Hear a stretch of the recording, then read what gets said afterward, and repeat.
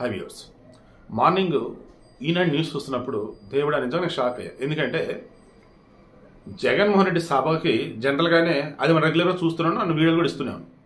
ఆయన సభ ఉందంటే చాలు ఆ చుట్టుపక్కల ఉన్నటువంటి స్కూళ్ళకి కాలేజీలకి సెలవులు. ఎందుకు ఏంటంటే వాళ్ళ స్కూల్ బస్సులు కాలేజీ బస్సులు కావాలి.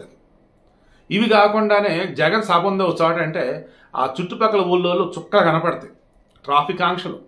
ఆడ నీరు ఉన్నటువంటి బస్ డిపోలకి సంబంధించి ప్రయాణికులు ఎవరైనా వస్తే వాళ్ళకి చుక్కలు కనిపిస్తాయి. ఎలా బస్సులు ఉండవు, మొత్తం తరలింపే. సో ఆర్టీసీ బస్సులు తరలించి, ఈ ప్రైవేటు బస్సులు తరలించి, స్కూల్ బస్సులు తరలించి జనాన్ని కుప్పలు తీసుకెళ్తున్నారా అంటే ఎవరో వస్తున్నారు, మళ్ళీ దానికి డబ్బు ఇచ్చి మరలా ఆ వచ్చిన కూడా మరలా ఉన్నట్లు రిటర్న్ వచ్చేస్తా ఉన్నారు. జగన్ సభల పరిస్థితి ఇది. నిన్న పర్చూరులో మన రా కదిలరా అని చెప్పి చంద్రబాబు సభ జరిగింది. అసలు ఇసుకేస్తే రాలనంత జనం. ఐ థింక్ ఈరోజు రేపు రాప్తాడు సభ కూడా ఇది ఉన్నట్టు. రాప్తాడు సభ ఐ థింక్ ఈయనదనుకుంటా, జగన్ గారిది అనుకుంటా.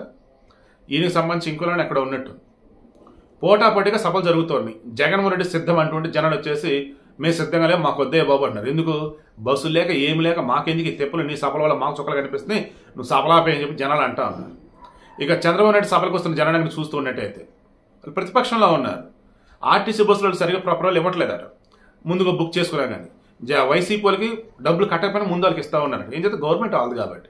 సరే ఇప్పుడు విషయం ఏంటి, వీళ్ళ సొంత వాహనాల్లోనే తరలించుకోవటం, లేకపోతే కొంతమంది ఓన్గా రావటం ఇలా చేస్తున్నారు.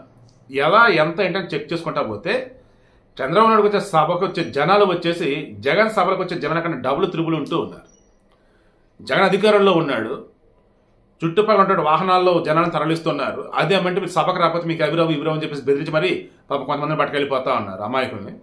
ఇక్కడ చంద్రబాబు సభకు వచ్చేసి స్వచ్ఛందంగా వాళ్ళందరూ వాళ్ళు వస్తూ ఉన్నారు. దీన్ని బట్టి మీకు ఏ అర్థమవుతుంది, జనాలు డిసైడ్ అయ్యారా లేదా, మాకు వద్దు బాబు ఈ జగన్ అని, నమ్మినందుకు నట్టేట ముంచడని చెప్పేసి జనానికి అర్థమైందా లేదా? జనాలు చెప్తుంది అదేనా కాదా?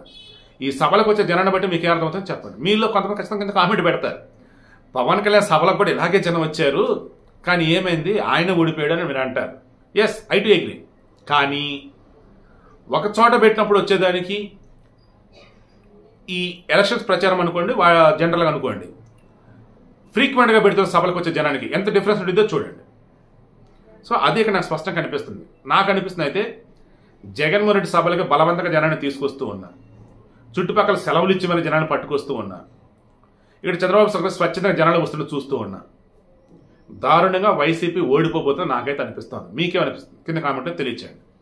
మీరు ఏపీ వాళ్ళు కనుక అయినట్టయితే ఈ సభలకు వచ్చే జనాలు కాకుండా మీ మనసులో ఉన్న ఫీలింగ్స్, జగన్ కోటేస్తారా, ఎందుకు కోటేస్తారు, చంద్రబాబు కోటేస్తారా, ఎందుకు కోటేస్తారు? దట్ మీన్స్ చంద్రబాబు అంటే పవన్ కళ్యాణ్ వాళ్ళు ఆ కూటమి అన్నట్టు. ఇటు ఎవరికి మీరు ఓటేస్తారు, ఎందుకు కొట్టేస్తారు, నిజంగానే మీ ఫీలింగ్స్ ఏవైతే ఉంటాయి కింద కామెంట్లో తెలియచేయండి.